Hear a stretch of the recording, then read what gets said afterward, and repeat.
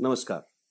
आज हम जिनके यहाँ दस्तक देने आए हैं, बहुत संभव है कि आने वाले दिनों में उन्हीं में से कुछ लोग आपके घर के दरवाजे पर दस्तक दें। जी हाँ, अयोध्या जी में भव्य श्री राम मंदिर के निर्माण की प्रक्रिया शुरू हो चुकी है और विश्व हिंदू परिषद ने इसके लिए निधि समर्पण अभियान की शुरुआत की है। इसी पर चर्चा के लिए हमारे साथ विश्व हिंदू परिषद के संयुक्त महामंत्री श्री सुरेंद्र जैन जी मौजूद हैं। सुरेंद्र जी, बहुत बहुत स्वागत है आपका।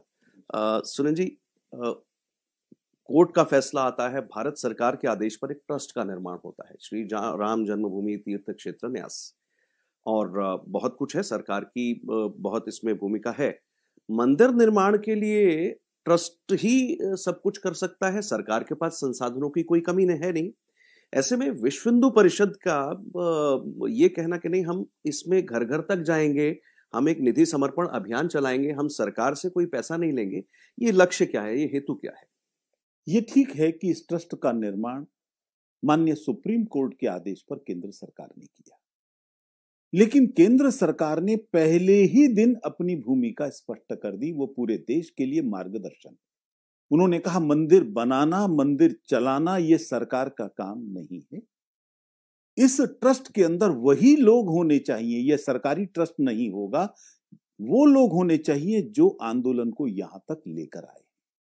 इसीलिए महंत नृत्य गोपाल दास जी, चंपत राय जी, योग पुरुष परमानंद जी, गोविंद देव गिरी जी महाराज, ऐसे पूज्य संतों को और महापुरुषों को उस ट्रस्ट के अंदर प्रमुख स्थान दिया। वही डिसीजिव थे, ब्यूरोक्रेट्स लगाए गए, लेकिन वो उनकी सहायता के लिए थे। फिर हमको ध्यान में आया कि ये मंदिर तो देश के जन जन का मंदिर है, राम देश के जन जन के साथ जुड़े हुए हैं, इसलिए हम सरकार से भी पैसा नहीं लेंगे। सोमनाथ मंदिर हमारे सामने एक उदाहरण के तौर पर उपस्थित था, बना सरदार वल्लभ भाई की प्रेरणा से, लेकिन सरकार का एक भी पैसा उसमें नहीं लगे। ये गांधी जी ने भी इच्छा व्यक्त की और स्वर्गीय राजेंद्र प्रसाद जी ने भी अपना तय किया।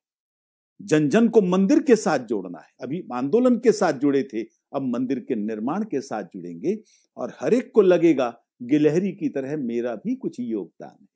जब राम का नाम गांव गांव में जाएगा तो वो एक विद्युत तरंग का स्पंदन पैदा करेगा।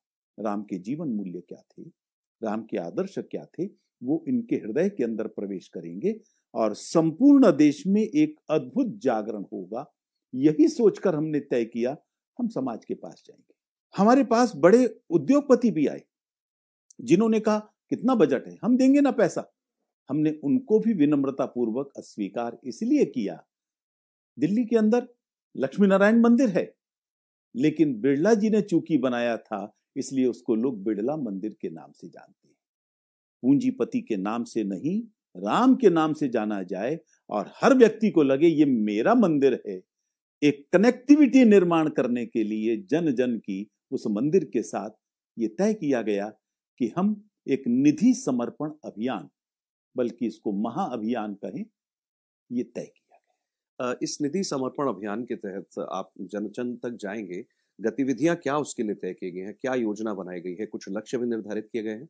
प्रारंभिक बैठकों में पूज्य संतों ने और ट्रस्ट ने बैठकर लक्ष्य तय किया।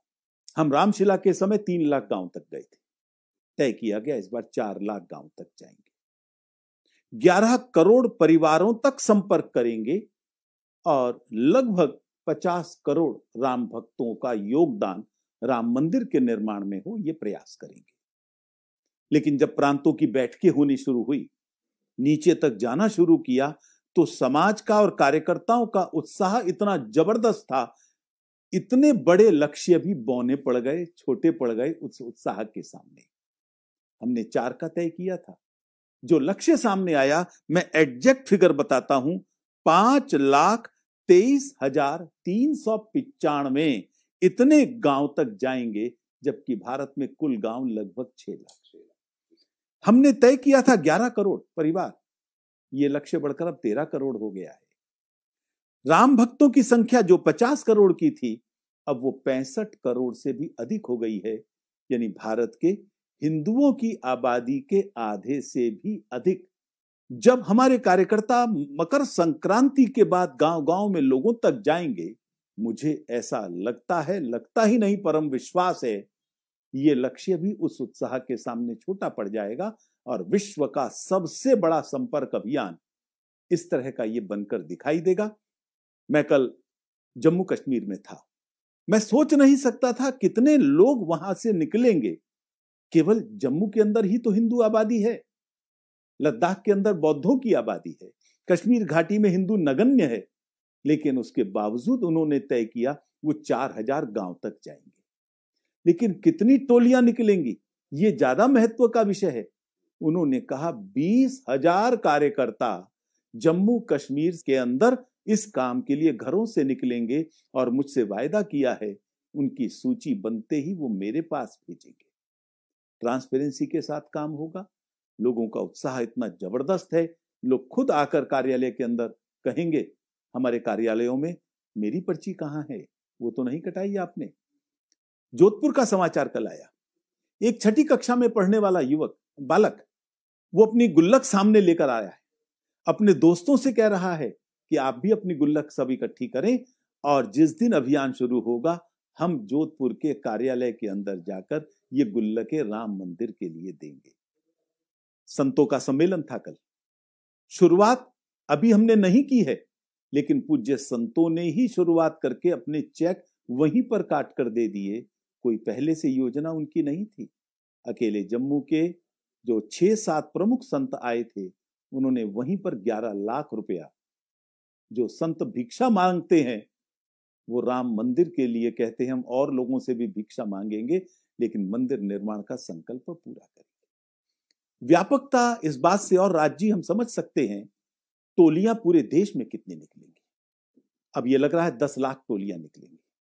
एक टोली में 4 कार्यकर्ता, 40 लाख लोग इस अभियान में लगेंगे। मैं समझता हूं ये वर्ल्ड रिकॉर्ड होगा। ऐसा कभी किसी अभियान में संभव नहीं हुआ होगा जो इसमें होगा। मंदिर बन जाएगा यहां तक ठीक है, बहुत दशकों की बल्कि कई वर्षों की लड़ाई रही और मंदिर बन जाएगा। लेकिन इस मंदिर के बनने के बाद आप जब समाज के भीतर जा चुके होंगे और एक चेतना का जागरण हो चुका होगा, और हम मानते भी है कि भारत की आध्यात्मिक सांस्कृतिक चेतना के केंद्र के रूप में भी मंदिर का निर्माण होगा, उसके बाद के भारत की किस तरह की तस्वीर आप देखते हैं? क्या वो भारत असल, जब बार बार हम कहते हैं रामराज लौटेगा, रामराज आएगा, या रामराज के कुछ गुण इस कलयुग में कितने संभव हैं, ऐसा भी कुछ आप तस्वीर देखते हैं? मैं शुरुआत करता हूं आपके पहली बात से। आज की पीढ़ी वास्तव में बहुत बड़ी सौभाग्यशाली पीढ़ी है। हमें सौभाग्य मिला है 490 साल की लड़ाई को अपने सामने एक सफलता की ओर जाते हुए, 490 साल तक लड़े थे उस ढांचे को जो गुलामी का प्रतीक है उसको हटाने के लिए। 490 साल तक लड़े थे हम वहां पर भव्य राम मंदिर निर्माण करने के लिए। ढांचा हट गया, मंदिर का निर्माण कार्य शुरू हो गया है और उसको साकार होते हुए अपने हाथों के द्वारा कार सेवा करना। आखिर 10 रुपए का जो कूपन सुदूर लद्दाख में बैठा हुआ व्यक्ति जब भेज रहा होगा, क्या उसके मन में वो भाव नहीं आएगा कि देखो इस मंदिर के निर्माण के लिए मेरा भी योगदान है, मैंने भी 10 रुपए दिए हुए हैं, वो भी लग रहे हैं वहां पर। इस तरह की जब कनेक्टिविटी पूरे देश के अंदर बनेगी तो उसका एक अद्वितीय परिणाम होगा।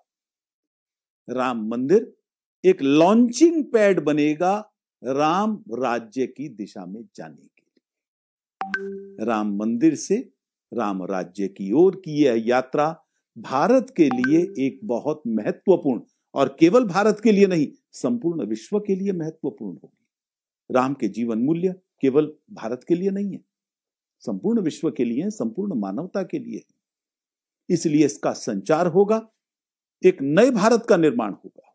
जो राष्ट्र विरोधी शक्तियां हैं, जो टुकड़े टुकड़े गैंग हैं, जो भारत में रहते हुए भारत विरोधी गतिविधियां करती हैं, वो सब निस्तेज होंगी और भारत के अंदर होगा तो केवल जय श्री राम का घोष होगा। वो जीवन मूल्यों की चर्चा होगी। हो सकता है उस समय भी कुछ राष्ट्र विरोधी थे रहे होंगे, वो उस समय रहेंगे, लेकिन उनकी फॉलोइंग नहीं होगी। फॉलोइंग होगी केवल संतों की, फॉलोइंग होगी राम के आदर्शों की, और वही जीवन की चर्चा होगी। और हम देख रहे हैं जो एपीजे अब्दुल कलाम का भी सपना था, विजन 2020 आ रहा है, यही चल रहा है। तो विजन 2020 में उन्होंने देखा था कि भारत एक महाशक्ति बनने की ओर अग्रसर होगा। आज एपीजे का वो सपना भी साकार होता हुआ दिखाई दे रहा है। महाशक्ति की ओर भारत जा सकता है, ये लोगों को तभी विश्वास हुआ था जब हमने राम के साथ देश को जोड़ने का प्रयास किया, राम मंदिर आंदोलन के माध्यम से। इसलिए राम देश की शक्ति बनकर उभरेंगे। और साफ शब्दों में कहा जाए, मैं वर्तमान सहस्त्राब्दी को राम की सहस्त्राब्दी बनते हुए देख रहा हूं और आने वाली पीढ़ियां इसको इसी रूप में याद करेंगी। सुरेंद्र जी, एक बहुत बड़ा प्रश्न ये है, अभी के दौर में आपने ये अभियान शुरू किया और मंदिर की कार सेवा से लेकर के ये धीरे धीरे इनमें लोगों की सहभागिता बढ़ती गई है। अभी जब आप अभियान शुरू कर रहे हैं, उत्साह कैसा दिखता है समाज में और किस तरह की बातें लोग करते हैं? क्योंकि आप तो कई जगह प्रवास पे जाते हैं, क्या समझ में आता है समाज का विचार? जबरदस्त उत्साह लोगों के अंदर दिखाई दे रहा है।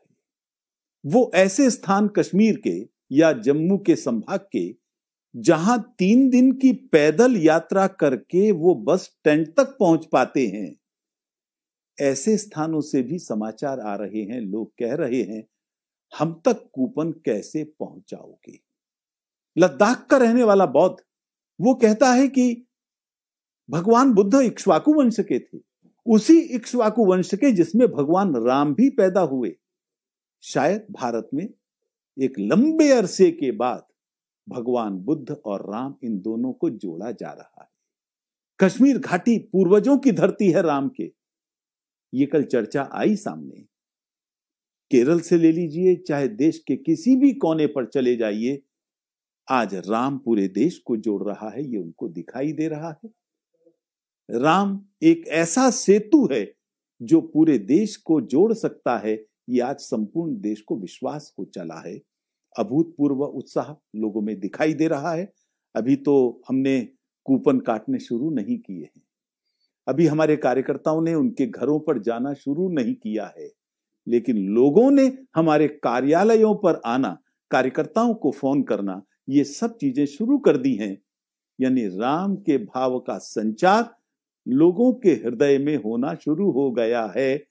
पहली पांचजन्य की जो आवाज है, वही आवाज लोगों को खींच रही है और मुझे लगता है वास्तव में एक अद्वितीय परिवर्तन इसके बाद होगा।